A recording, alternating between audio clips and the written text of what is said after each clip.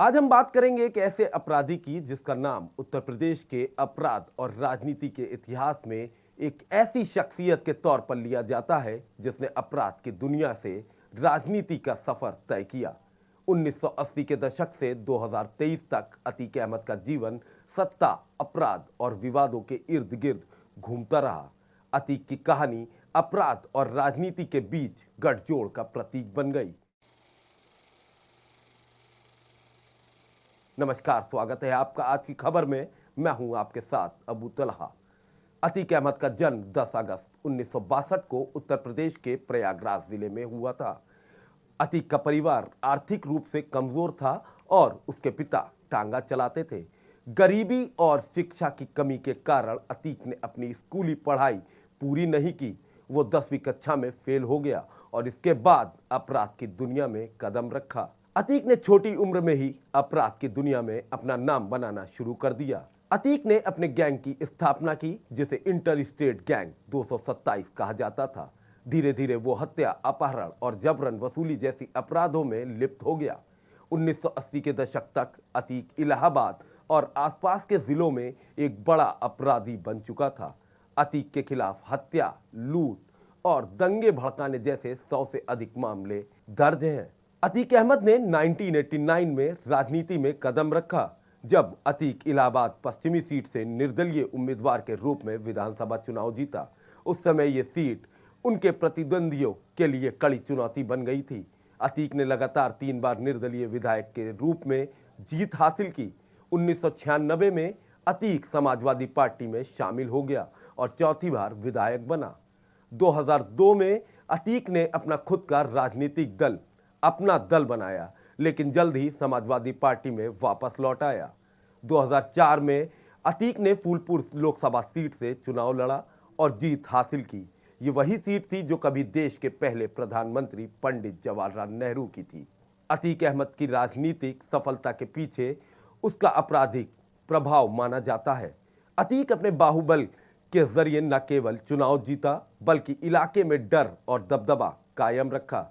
अतीक के खिलाफ कई गंभीर आपराधिक मामले दर्ज थे, लेकिन राजनीति में उसके प्रभाव के कारण वो लंबे समय तक कानून से बचता रहा। 2005 में अतीक अहमद पर उसके राजनीतिक प्रतिद्वंदी राजू पाल की हत्या का आरोप लगा। राजू पाल ने बसपा के टिकट पर प्रयागराज पश्चिमी सीट से अतीक के भाई अशरफ को चुनाव हराया था।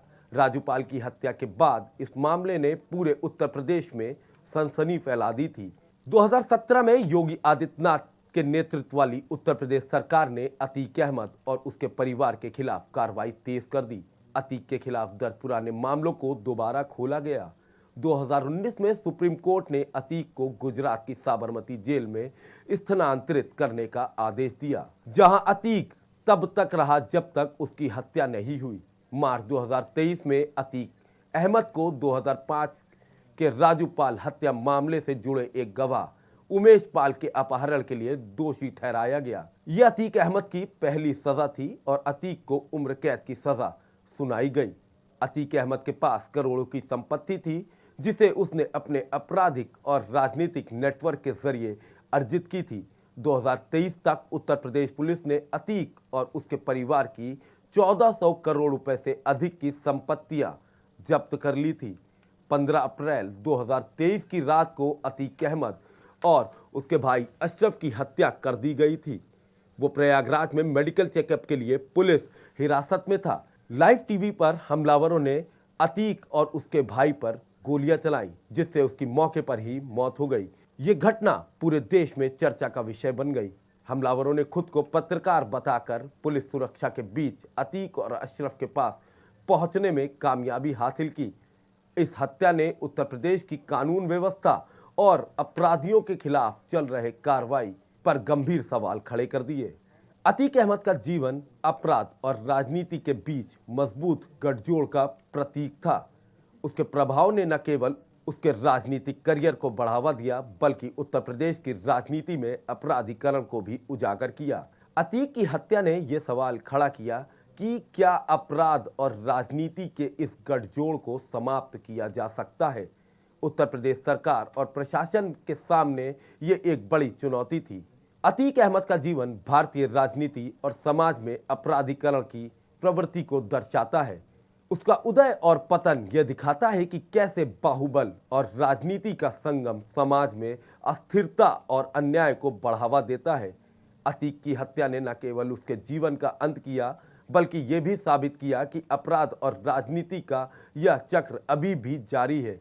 ये कहानी उन चुनौतियों की ओर इशारा करती है जो भारत के राजनीतिक और न्यायिक तंत्र के सामने है।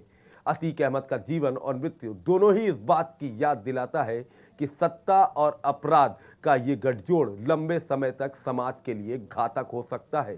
फिलहाल अगली बार आपसे फिर मुलाकात होगी ऐसी ही नई और दिलचस्प स्टोरी के साथ। तब तक के लिए देखते रहिए आज की खबर।